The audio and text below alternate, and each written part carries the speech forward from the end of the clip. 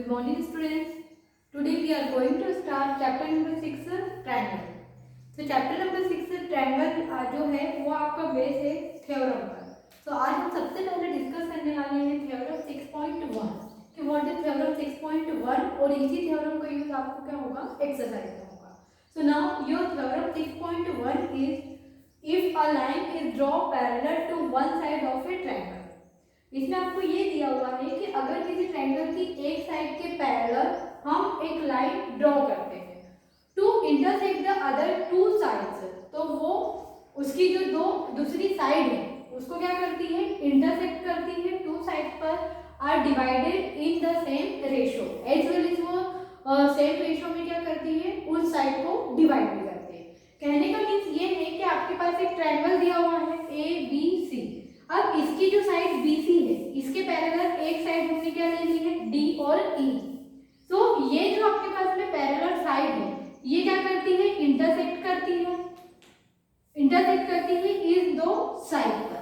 और फिर उसके बाद में ये जो दो साइड है इनका रेशियो जो होता है वो क्या होता है सेम होता है. हमको ये प्रूफ कैसे करनी है. This is theorem 6.1.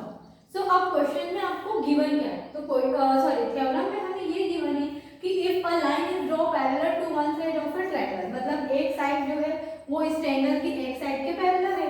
It means हमें गिवन है BC पैरेलल DE, ये हमें गिवन है. और हमें प्रूफ ये करना है कि ये जो इसकी दो अदर साइड है ये इसको क्या करती है दो रेशो में डिवाइड करती है, सेम रेशो में डिवाइड करती है उसकी साइड को. So it means AD upon DB is equal to AE upon EC. ये हमें प्रूफ करना है कि वन साइड का जो रेशो है AD upon DB वो किसके इक्वल है दूसरे साइड के रेशो AE upon EC के इक्वल है. So this is the theorem 6.1. तो अब इसको प्रूफ करने के लिए हम करेंगे क्या. सबसे पहले तो आपके पास में ये ट्रायंगल दिया हुआ है तो इसमें हम कुछ कंस्ट्रक्शन करेंगे. तो हमने कंस्ट्रक्शन क्या किया है कि यहाँ से हमने ज्वाइन कर लिया है B से E को और C से D को. उसके बाद हमने फिर ड्रॉ किया है D से M और E से L. देखो यहाँ पर तो हमने साइड पर क्या किया है इसको ज्वाइन किया. B से E मतलब ये वाला पॉइंट को ज्वाइन किया है और C से D इस पॉइंट को हमने ज्वाइन किया.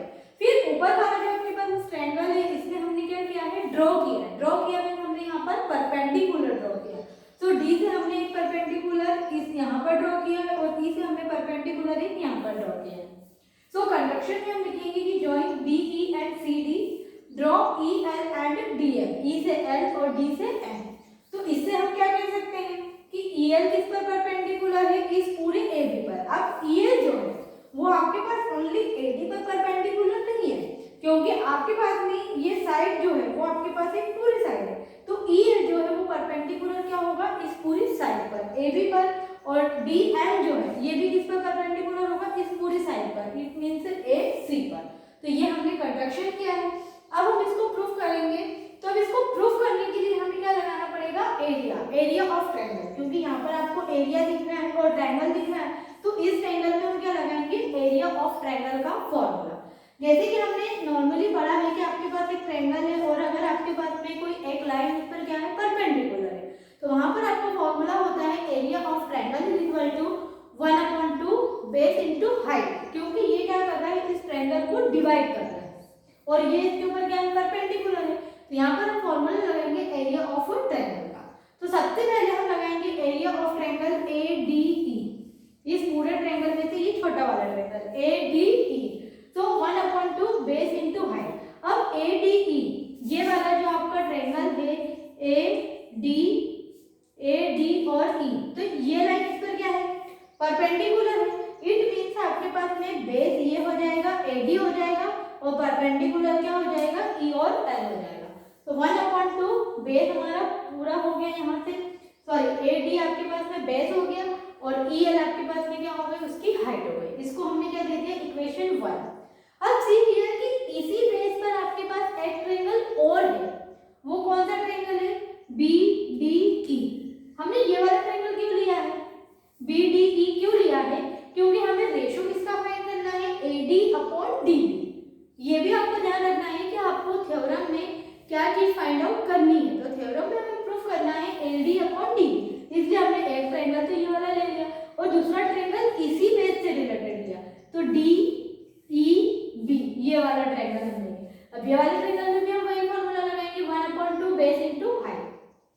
ये वाले फॉर्मूले में अब आपके पास में बेस क्या हो जाएगा, डीबी हो जाएगा, बट परपेंडिकुलर जो है, परपेंडिकुलर या फिर हाइट जो है, हाइट तो आपके पास में वही रहेगी ई और एफ, क्योंकि ये सेम बेस पर आपके पास में क्या है, परपेंडिकुलर है। इस चीज को परपेंडिकुलर नहीं मान सकते। क्यों नहीं मान सकते हैं, क्योंकि ये यहाँ पर आपके पास में क्या कर रहा है, दो साइड को ज्वाइन कर रहा है।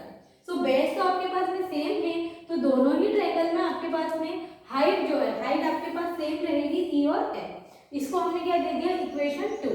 अब ये जो दो एरिया हमने फाइंड किया है इसको हम डिवाइड करेंगे, सो डिवाइडिंग 1 and 2।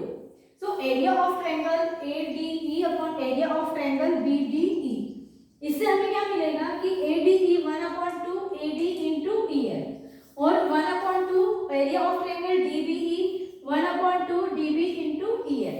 अब यहाँ पर हम सेम थिंग से देखते हैं, EL से EL कैंसिल आउट, 1/2 से 1/2 कैंसिल आउट। इट मीन यहाँ पर हमारे पास में क्या बच रहा है, area of triangle ADE upon area of triangle DBE is equal to AD upon DB, और ये हमें चाहिए था अभी। सो इसको हम क्या दे देंगे, इक्वेशन 3। अब जस्ट लाइक हमें ये वाली साइड चाहिए, AC चाहिए, तो AE अपॉन EC, तो इसमें भी हम सेम यही एरिया ऑफ ट्रायंगल अप्लाई करेंगे। एक बार हम ट्रायंगल AED ले लेंगे, एक बार हम ट्रायंगल CDE ले लेंगे, क्योंकि सेम बेस पर हमको यही चीज लेनी है।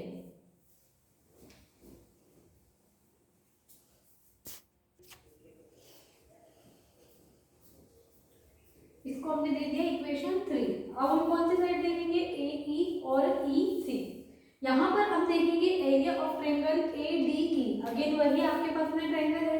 यहाँ पर हम इसको AED भी लिख सकते थे, बट यहाँ पे हम इसको क्या लिखेंगे, ADE, क्योंकि फर्स्ट वाले इक्वेशन थर्ड में हमारे पास में एक ट्रायंगल क्या है, ADE। इसको आप AED लिखो या फिर ADE लिखो, दोनों का मीन एक ही है, उससे कोई भी आपको फर्क नहीं पड़ेगा। तो यहाँ पर हमने लिखा है area of triangle ADE 1/2 base into height. अब यहाँ पर आपके पास में बेस क्या हो जाएगा, AE हो जाएगा, और आपके पास में हाइट क्या हो जाएगी, DM हो जाएगी। तो इसको हमने दे दिया इक्वेशन 4। अब एज इट इज इसी बेस पर आपके पास में एक और ट्रायंगल क्या आ रहा है, DEC, मतलब ये वाला ट्रायंगल, क्योंकि हमें साइड AE और EC चाहिए, तो इसी बेस पर आपके पास में एक ट्रायंगल है DEC। So now area of triangle DEC 1/2 base into height, तो बेस आपके पास में EC हो गया, और हाइट अगेन आपके पास में क्या रहेगी, DM, मतलब परपेंडिकुलर तो आपके पास वही रहेगा। सो इसको हमने दे दिया equation 5। Now dividing equation 4 and 5। अब हम इक्वेशन 4 और 5 को डिवाइड करेंगे, area of triangle ADE upon area of triangle DEC 1/2 AE into DM upon 1/2 EC into DM। अब यहाँ पर आपके पास DM से DM कैंसिल है, 1/2 से 1/2 कैंसिल है। So area of triangle ADE upon area of triangle DEC is equal to AE upon EC। इसको हमने क्या दे दिया, इक्वेशन 6। अब स्टूडेंट सी हियर कि यहाँ पर आपको एक पार्ट तो मिल गया है कि AD अपॉन DB और AE अपॉन EC, मतलब आपके पास में जो राइट हैंड साइड वाला पार्ट है, ये दोनों तो आपके पास में क्या है, इक्वल है, बट आपके पास में जो लेफ्ट हैंड साइड है it means area.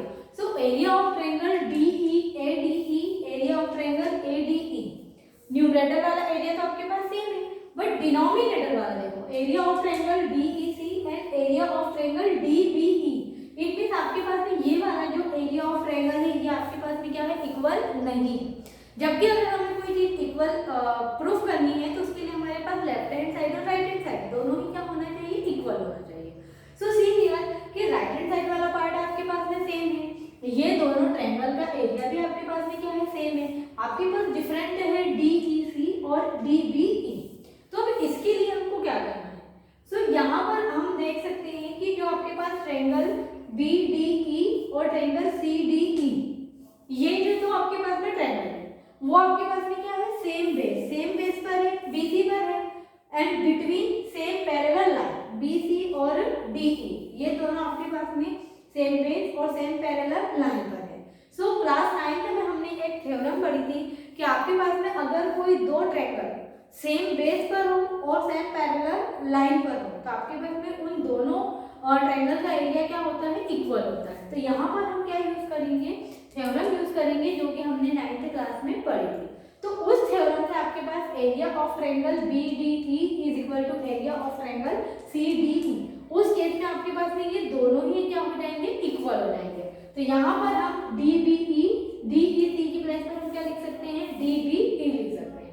So from equation 3, 6 and 7, it means equation 3, equation 6 and equation 7, ये जो आपके पास में तीन इक्वेशन है उससे हम बता सकते हैं कि AD अपॉन DB और AE अपॉन EC, मतलब ये वाला पार्ट तो ऑब्वियसली आपके पास में इक्वल है, ADE भी आपके पास में इक्वल है, DEC की प्लेस पर हम क्या लिख सकते हैं, यहाँ पर BDE लिख सकते हैं, क्योंकि यहाँ पर आपके पास में ये दोनों ही एरिया क्या है, आपस में इक्वल है, और जो कि हमें क्वेश्चन में यही प्रूफ करना था। So here we can write equation 3, 6 and 7 से हमें जो प्रूफ करना था AD upon DB is equal to AE upon EC, hence proof. क्योंकि हमें थ्योरम में यही चीज प्रूफ करनी थी कि अगर किसी ट्रायंगल की एक लाइन के पैरेलल कोई दूसरा लाइन है तो उसकी जो दो रिमेनिंग लाइंस है, मतलब AB और EC, ये जहाँ पर इंटरसेक्ट करती है वो पॉइंट इनके रेशियो को आपस में क्या करता है, डिवाइड करता है। तो student this theorem is very important theorem, ये थ्योरम आपके बहुत इंपॉर्टेंट थ्योरम है, आपको एग्जाम में भी आ सकती है और इसी थ्योरम पर बेस्ड आपकी एक्सरसाइज भी है। So you have to revise this theorem and if you have any doubt you can ask me. Bye everyone, next video में हम डिस्कस करेंगे एक्सरसाइज 6.2 के बारे में। एक्सरसाइज 6.1 आपको ऑलरेडी मैंने PDF के थ्रू सेंड कर दी है, उसमें भी अगर आप लोगों को कुछ डाउट हो तो यू कैन आस्क मी। तो नेक्स्ट वीडियो में हम डिस्कस